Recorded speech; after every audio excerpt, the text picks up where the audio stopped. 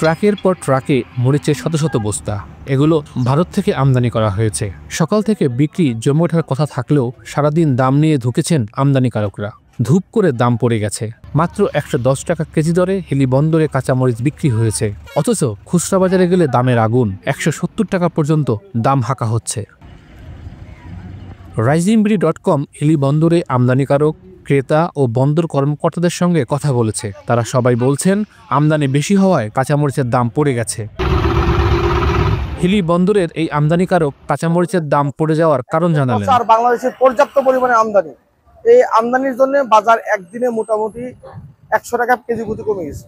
যে মরিচ গত বুধবারের দিন আমরা বেচছি ১৮০ টাকা কেজি, বৃহস্পতিবারে বেচছি ১৩০-৪০ টাকা কেজি, আজকে শনিবারের দিন আমরা বেচছি ১১০ টাকা কেজি। বগুড়ার এই ব্যবসায়ী নিয়মিত হিলি বন্দর থেকে কাঁচামরিচ কিনে নিয়ে যান। পরন্ত দামে তার ঠোঁটে স্মিত হাসি ফুটেছে। আমি আছি বগুড়া রাজাবাদ থেকে, আমরা এগুলোর এখানে আসি কাঁচামরিচ, শুধু কাঁচামরিচ কিনে।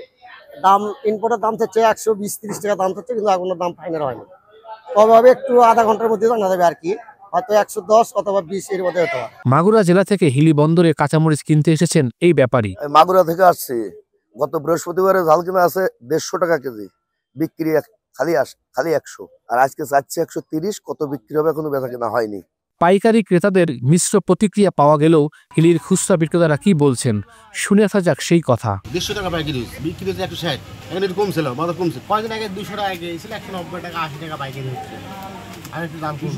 হিলির এই বন্দর কর্মকর্তা জানালেন কাঁচামরিচ আমদানির সর্বশেষ অবস্থা। চলতি এই আগস্ট মাসে আমাদের হিলি স্থল কাস্টম স্টেশন দিয়ে কাঁচামরিচের আমদানি একটু বাড়তি লক্ষ্য করা যাচ্ছে। বাজারের চাহিদার উপর ভিত্তি করে এখন পর্যন্ত ১৫৯ ট্রাকে মোট ১৩০৮ মেট্রিক টন কাঁচামরিচ আমাদের বন্দরে প্রবেশ করেছে। কাঁচামরিচ যেহেতু একটি নিত্য প্রয়োজনীয় দ্রব্য, এজন্য আমরা অতি দ্রুততার সাথে পরীক্ষণ, শুল্কায়ন এবং রাজস্ব আদায় পূর্বক এই পণ্যটি আমরা খালাসে যথাযথ ব্যবস্থা গ্রহণ করছি।